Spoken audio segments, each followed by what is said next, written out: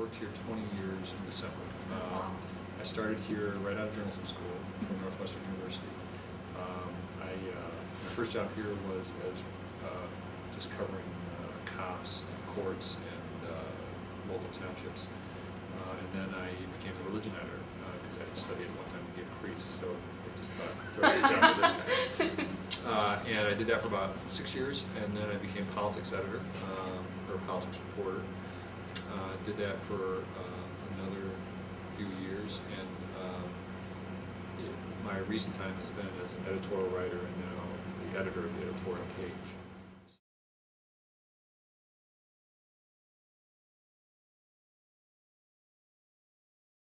The company that owns our business is Newhouse Corporation.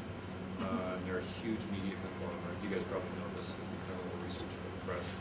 Huge media conglomerate. They own the New Yorker and a whole bunch of newspapers across the country, Cleveland Plain-Dealer, Portland Oregonian, New Orleans paper, and 8 papers in Michigan that we call the Booth newspapers. And so they've been a very good company to work for in terms of being human resource people. I talked to one of my professors at Northwestern at one time about what kind of company to work for, and he said, find people who are human resource people, not the kind of journalism company that uses you like a tube of toothpaste and then squeezes you and throws you out, you know, because there are companies that do that. So I like it here, and I've had a number of really challenging jobs, which has kept me interested and engaged.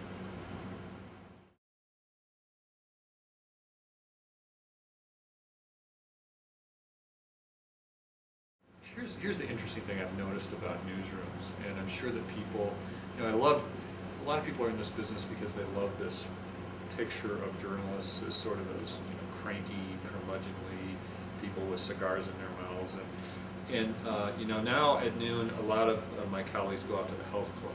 You know, we're not out drinking our lunch; we're out, you know, working out, which I did at noon too. But I'll never forget one of my colleagues who came from that old school. His name was Tom LaBelle. And he was a columnist here for many years. He retired, probably it's got to be 10 years ago now. And Tom was he was just an old school journalist. He was a journalist out of typecasting. I'll never forget him standing up in the newsroom on the last day he was here after they said you can't smoke in the newsroom anymore, and Tom was a smoker, you know. And so they'd taken away the poor guy's only, you know, good habit, and he had to go outside and smoke. And he stood up and he lit up a cigarette his last day. You know, he generally abided by the rule, but he lit up a cigarette his last day and said, you know the problem with this place? There aren't enough damn alcoholics anymore.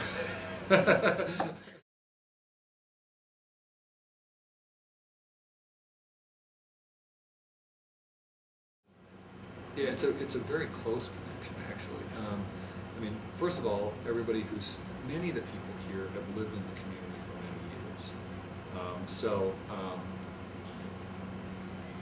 And that's unlike some newspaper chains which shift people around an awful lot, because there are a lot of people like me who've been at the paper for a long period of time. They get involved in the community in various capacities on volunteer boards and that sort of stuff. My publisher and editor are closely involved. Like my publisher is on the board at Spectrum Health in the Hill here. He's president of the board. So we're closely involved with the community, and that makes us care about what happens in the community. You know, we're not just coming in for a 2-year stint and then leaving.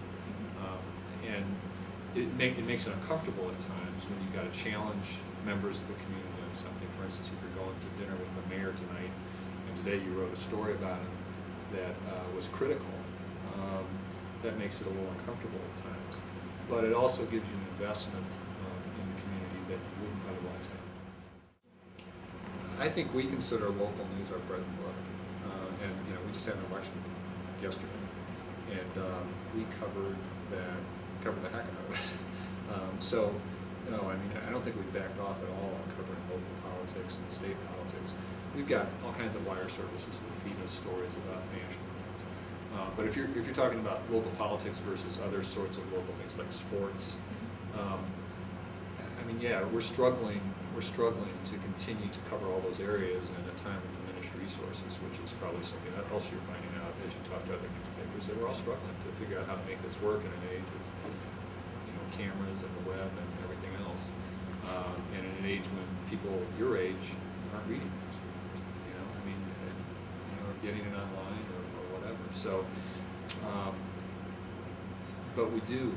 I mean, I think if you talk to editors on our news desk, they would say we are the Grand Rapids press. We're not the New York Times, we're not the Washington Post. Grand Rapids Press, and unless we're giving people that stuff that they can only get in Grand Rapids Press, there's not much value to our product. One of my jobs here is to deal with letters to the editor. So you get a very direct sense of how people are interacting with the newspaper and how much they care about the issues.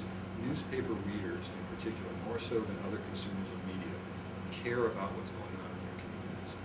And that gives us a very close connection to those people, because we both share that passion about what's going on in our community. And you see that in our letters to the editor. And I'm always impressed by the passion and intelligence and interest that people bring to those issues. So so in that sense, I think we have a very positive relationship with people in the community. Now, again, I don't have a problem being in an adversarial relationship with people in power at times, but in terms of people broadly considered and our subscribers, we have a good relationship.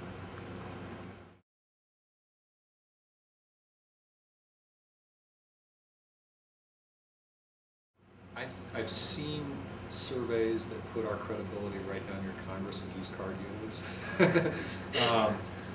But that hasn't been. And it's funny because I go to neighborhood parties or whatever and introduce to new people, and they say, "What do you do?" And I'll tell them, and it's interesting the reactions you'll get sometimes. And sometimes one lady said to me, "Well, people hate you, don't they?" And some of that's okay. I don't mind being in an adversarial relationship with the powers that be, but I think we ought to be on the side of people generally. I mean, our job should be to represent and advocate on the part of just people, not particular constituencies, political or otherwise, but people broadly considered.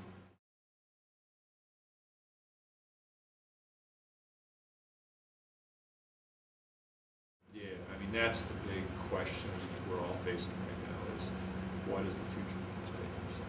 And if you guys can figure that out, I'll be happy if you can let me know, But we're all struggling with that question.